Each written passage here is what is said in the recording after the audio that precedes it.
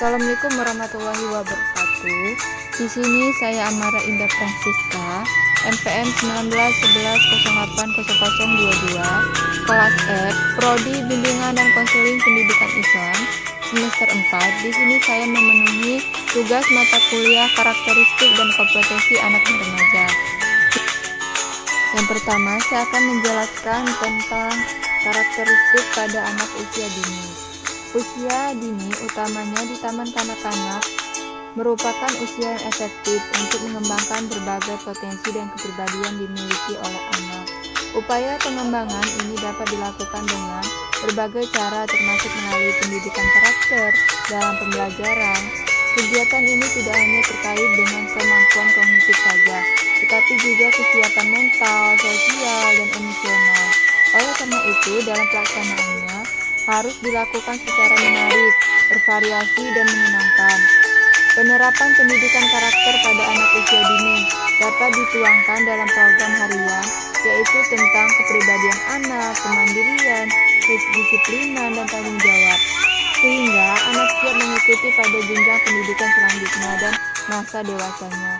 Taman kanak-kanak merupakan pendidikan bagi anak usia dini yang berada pada jalur formal, yang tentunya harus mampu mempertahankan cita dan kualitas pembelajaran tentang masyarakat, tetap mengikuti mutu dan proses belajar mengajar yang dilaksanakan. Salah satunya yaitu menyiapkan anak didik yang berkarakter.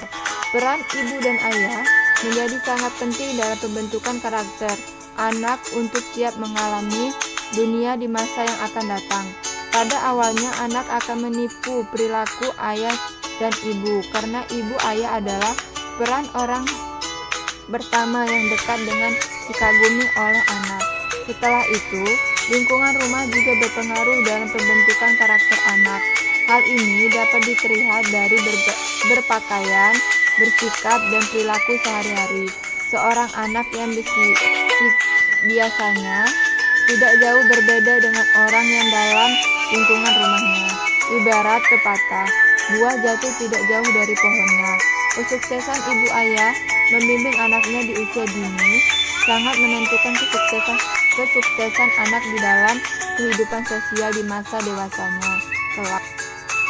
Yang kedua, saya akan membahas tentang perkembangan karakter remaja. Mampu menerima keadaan fisiknya, mampu menerima dengan memahami peran seks usia dewasa, mampu membina hubungan baik dengan anggota kelompok yang berlainan jenis, mencapai kemandirian emosional, mencapai ekonomi, mengembangkan konsep dan keterampilan intelektual yang sangat diperlukan untuk mengelola. Karena itu, remaja harus dapat pendidikan karakter agar dapat mengarahkan minatnya pada kegiatan-kegiatan positif. Pendidikan berkarakter yang dapat diberikan pada remaja antara lain adalah perilaku jujur, kreatif, percaya diri, santun, dan peduli. Remaja mengalami gejolak emosional karena perubahan berat dan tinggi badan yang berpengaruh juga terhadap perkembangan fisiknya. Pada masa gejolak itu merupakan masa sulit sehingga remaja memerlukan pengendalian diri yang kuat ketika berada di sekolah, di rumah, dan di lingkungan masyarakat. Dalam keadaan seperti ini, remaja membentuk orang dewasa untuk mengarahkan dirinya untuk itu agar tidak terjerumus pada hal-hal negatif. Remaja harus mempunyai pendidikan berkarakter. Oleh karena itu, remaja harus mendapat pendidikan karakter agar dapat mengarahkan minatnya pada kegiatan-kegiatan positif. Pendidikan berkarakter yang dapat diberikan pada remaja antara lain adalah perilaku jujur, kreatif, percaya diri, santun, dan peduli.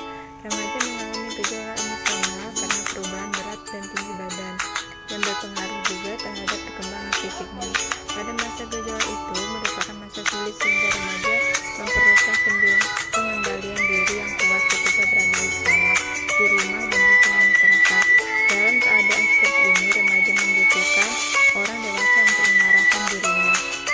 Untuk itu, agar tidak terjerumus pada hal-hal negatif, remaja harus mempunyai pendidikan berkarakter.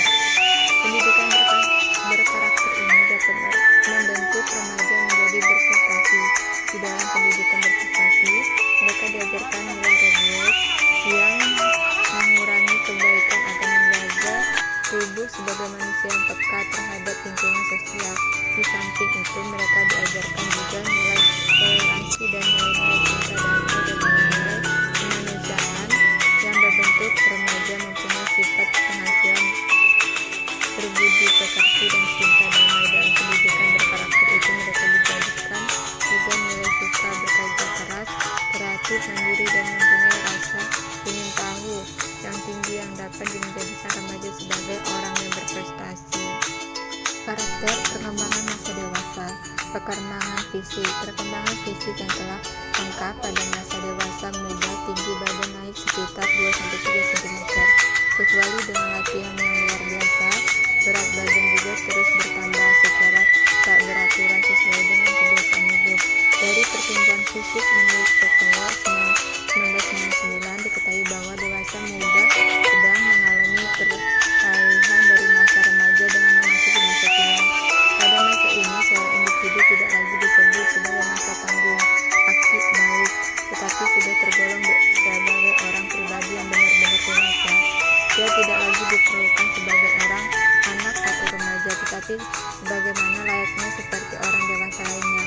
Penampilan fisiknya benar-benar matang sehingga siap melakukan tugas-tugas seperti orang dewasa lainnya, misalnya bekerja, menikah, dan mempunyai anak. Ia dapat bertindak secara bertanggung jawab untuk dirinya ataupun orang lain, termasuk keluarganya. Segala tindakan sudah dapat dikenakan aturan-aturan hukum yang berlaku, artinya bila tidak terjadi pelanggaran akibat dari tindakan akan memperoleh sanksi perdata. Masa ini ditandai pula dengan adanya perubahan fisik, misalnya tumbuh bulu halus, perubahan suara, antusiasi, dan kemampuan produksi. Perkembangan intelektual. Masa perkembangan dewasa muda ditandai dengan keinginan mengaktualisasi segala ide-ide pemikiran yang dimatangkan selama mengikuti pendidikan tinggi, universitas atau akademik. Mereka bersemangat untuk meraih tingkat kehidupan ekonomi yang tinggi. Karena itu mereka berlomba dan bersaing dengan orang lain guna membuktikan kemampuannya. Segala daya upaya yang diberontak untuk mencapai keberhasilan akan selalu ditempuh dan diikuti, sebab dengan keberhasilan itu ia akan meningkatkan hak dan martabat hidup di mata orang lain. Ketika memasuki masa dewasa muda, biasanya individu telah mencapai penguasaan ilmu pengetahuan dan keterampilan yang matang. Dengan modal itu, seorang individu akan siap untuk mempengaruhi keahlian tersebut ke dalam dunia pekerjaan. Dengan demikian, individu akan mampu mencegah masalah secara sistematis dan mampu mengembangkan daya inisiatif kreativitasnya, sehingga ia akan memperoleh pengalaman-pengalaman baru. Dengan pengalaman-pengalaman tersebut akan sama matangnya kualitas mentahnya. Kembangan karakter lansia.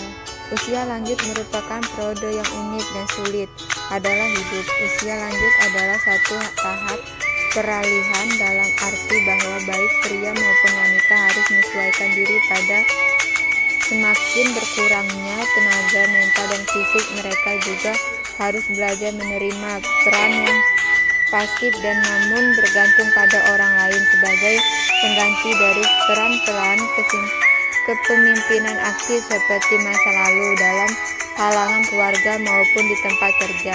Usia lanjut adalah usia yang tidak dewasa lagi. Pada dasarnya, umur atau usia itu lebih menjadi suatu problematika terjadi yang akan dihadapi setiap manusia. Setiap orang mempunyai pandangan tersendiri tentang peningkatannya usia. Ada yang menjadi orang yang lebih taat dari sebelumnya, ada pula yang justru melakukan sesuatu yang mengecewakan. Semuanya tergantung pada orang itu sendiri dan juga lingkungan hidup.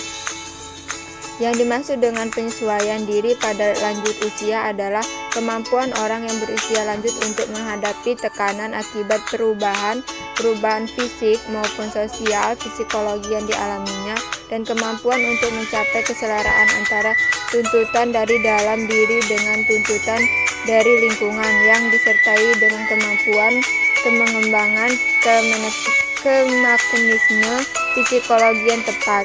sehingga dapat memenuhi kebutuhan-kebutuhan dirinya tanpa menentukan masalah baru.